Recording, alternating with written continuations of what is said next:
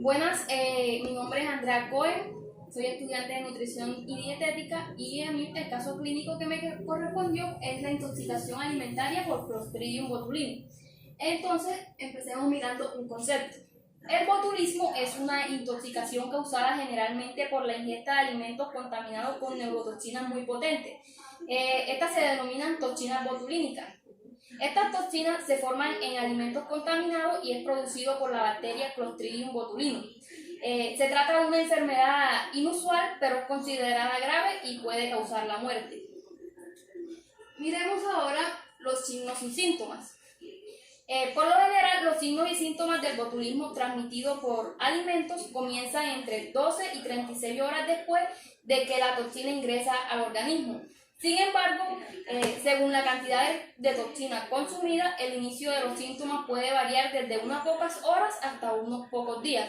Entre los signos y síntomas encontramos la fatiga intensa, la debilidad y vértigo, visión borrosa, sequedad de boca, dificultad para tragar y hablar, vómitos, diarrea, caída de los párpados y parálisis facial.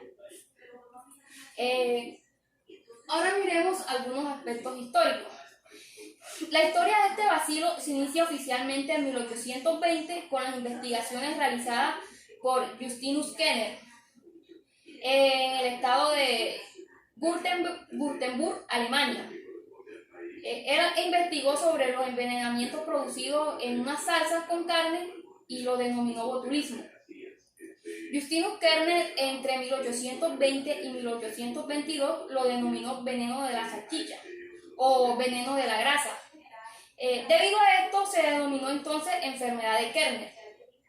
La incidencia de la enfermedad en Württemberg, Alemania, era bastante considerable y se contabilizaron entre los años 1793 y 1827 234 casos. Se agregaron hasta el año 1853 400 casos con 150 fallecidos. Más sin embargo, no sería hasta 1895 que el bacteriólogo belga, que egresado de la Universidad de Gante, Emile Pierre van Ermengen, aisló el Clostridium botulinum de un trozo de jamón que había envenenado a 34 personas. Cabe resaltar que a lo largo del siglo pasado el interés se fue centrando cada vez más en los embutidos, salchichas, productos enlatados. Continuamos viendo la epidemiología. En el mundo se estiman que ocurren unos 20.000 casos anuales a nivel mundial. Se dan casos esporádicos o intrafamiliares en todo el mundo y se asocia con el consumo de alimentos enlatados o procesados de tal manera que permiten la producción de la toxina. Miremos ahora los factores de riesgo. Uno de los factores de riesgo es comer alimentos indebidamente enlatados.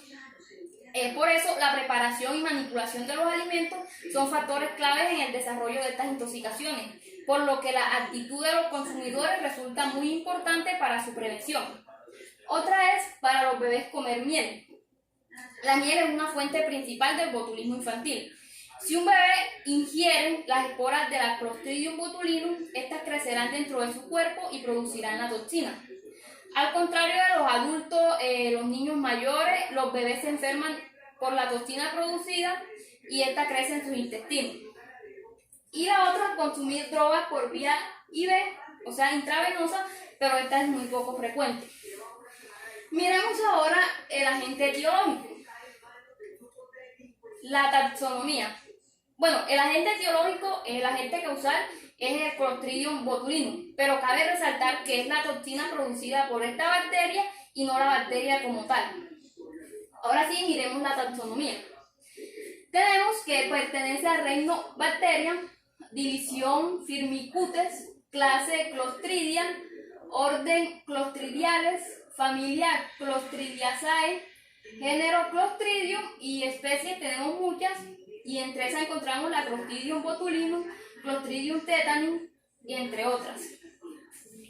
Miremos ahora las características.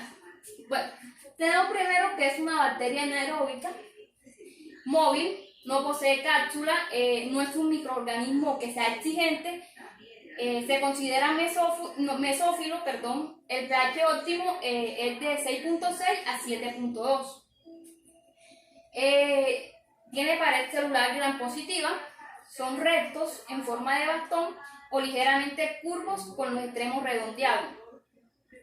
Es una bacteria formadora de esporas y además productora de una potente neurotoxina, que ya sabemos que es la toxina botulínica. Sus esporas son resistentes al calor y pueden sobrevivir en aquellos alimentos mínima o adecuadamente procesados. También producen exotoxinas de efectos necrosantes, hemolíticos y potencialmente letales. Esta bacteria suele encontrarse en la tierra, en aguas y en sus sedimentos no tratados. Son móviles porque tienen flagelos perítricos, son incapaces de reducir sulfatos a sulfitos. Y pues, como ya dijimos, producen las exotoxinas. Seguimos con la descripción macroscópica. Miremos los medios en los que se aíslan. Para el cultivo y el aislamiento de Clostridium botulinum se utilizan medios sólidos y medios líquidos. En los medios sólidos se puede utilizar el agar sangre o yema de huevo, el agar bruchela con 5% de sangre o orina y el agar alcohol feniletílico con sangre. En los medios líquidos incluyen un medio de almidón, glucosa y carne picada, un medio de carne cocida, un medio clostridial, un caldo anaerobio y otros. Bueno, aquí vemos un ejemplo del Clostridium botulinum aislado en agar sangre. Las colonias son generalmente beta-hemolíticas con un color blanco grisáceo y bordes irregulares. ¿Y qué queremos decir cuando es beta-hemolítico? Pues que hacen una hemólisis completa, es decir, que se presenta un rompimiento total de los eritrocitos. Miremos ahora la descripción microscópica. Para esta descripción se utiliza principalmente la tinción de Gram, que es un tipo de tinción que se realiza sobre las bacterias para observarlas mejor bajo el microscopio. Esta tinción las clasifica según la distribución de peptidoglicano de la pared celular que las envuelve. Aquí vemos roja si es Gram negativa y morada si es Gram positiva. Miremos ahora la técnica de Gram. Lo primero que se tiene que hacer, es recoger la muestra de las bacterias mediante un hisopo o un asa. Después extendemos la muestra sobre un portaobjeto y esta se deja secar. Ya hecho esto, se fija la muestra a través de la llama, se aplica el cristal violeta que va a actuar como colorante principal, luego se aplica el lugol que va a actuar como mordiente, luego el alcohol cetona que va a actuar como un decolorante. Todo esto esperando un tiempo adecuado. Luego se procede a lavar con agua el exceso de colorante y esto se deja secar. Por último, pues se observa la muestra al microscopio donde se visualizarán de color violeta las Gram positivas y de color rojo o rosado las bacterias Gram negativas. Ahora observemos la Clostridium botulinum en tinción de Gram.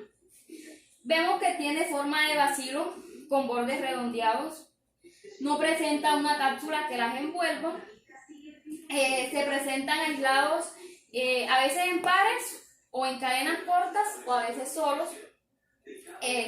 Como vemos, se tiñó de color morado, lo que nos indica que es una bacteria Gram negativa, es decir, su pared celular está conformada por una gruesa capa de peptidoglicano, aunque también podemos aquí encontrar ácido teicoico y ácido lipoteicoico. Ahora miremos los mecanismos de patogenicidad y los factores de virulencia. En esta imagen vemos el mecanismo de acción de la toxina botulínica. ¿Qué vemos en este lado? Cómo la acetilcolina actúa de manera normal cuando no está la toxina botulínica presente. ¿Qué es lo que pasa? ¿O cuál es la función de la acetilcolina? Pues esta es la que induce la contracción de las fibras musculares. Ahora vemos en este lado cómo el neurotransmisor acetilcolina se ve afectado por la presencia de la toxina botulínica. ¿Qué es lo que pasa aquí? Esta neurotoxina lo que hace es inhibir la función de la acetilcolina, que es la contracción de las fibras musculares, y pues con esto ya no se produce contracción y como consecuencia se va a producir una parálisis flácida. Bueno, entonces, ¿qué pasó aquí?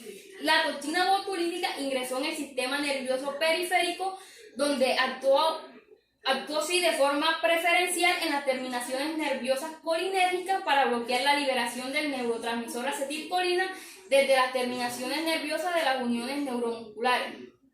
Como ya lo dije, este bloqueo lo que causa es que no haya contracción, provocando así la parálisis flácida. Ahora miremos ya en cuanto a la presentación del caso clínico en sí. Este se llama intoxicación botulínica diagnosticada clínica y electrofisiológicamente. Miremos los datos del usuario, pues es de sexo femenino, edad 43 años, de procedencia de Sakarya, Turquía, y según no tenían ningún antecedente patológico. En cuanto a los signos y síntomas, presentaba náuseas y vómitos severos, diplopía, visión borrosa, tosis bilateral, debilidad y dificultad para hablar y para tragar. En cuanto a los exámenes, se les realizaron 2 exámenes, un examen neurológico y un estudio electrodiagnóstico. En cuanto al examen neurológico, este reveló que estaba completamente consciente, el habla era hipofónica, la úvula estaba en línea media, pero los reflejos de la mordaza y la deglución estaban deteriorados. Había disfagia, las pupilas tenían aproximadamente un diámetro de 5 a 6 milímetros y los reflejos de luz eran débiles y en sentido horizontal. En cuanto a los estudios electrodiagnósticos, estos mostraron que la conducción del nervio sensorial era normal, que las amplitudes de CMAP del nervio motor eran ligeramente bajas y hubo un aumento del 50% en las amplitudes después de 10 segundos, hablando del músculo. Bueno, acá miramos una imagen de cómo se veía el paciente en el primer examen que se le hizo, en el cual se observó potosis bilateral y oftalmoplejía casi total. ¿En qué consiste la potosis bilateral? Pues esta se produce cuando el párpado superior cae sobre el ojo. Y la oftalmoplejía, esta es un trastorno del sistema oculomotor que produce la incapacidad para mover voluntariamente el globo ocular. Miremos ahora el diagnóstico confirmatorio. El paciente fue diagnosticado con intoxicación botulínica transmitida por alimentos en base a la historia y a los hallazgos clínicos y también a sus síntomas. Miremos el tratamiento. Se le administraron 2 dosis de antitoxina en forma de 500 mililitros con infusiones intravenosas lentas y separadas por 8 horas. En cuanto a la evolución, a los 15 días después del tratamiento, el paciente mejoró y se recuperó totalmente en 5 a 6 semanas. Aquí vemos el examen que se realizó en la segunda semana, que mostró una mejoría en la potosis bilateral y en los movimientos oculares. Con esto terminamos. Muchas gracias.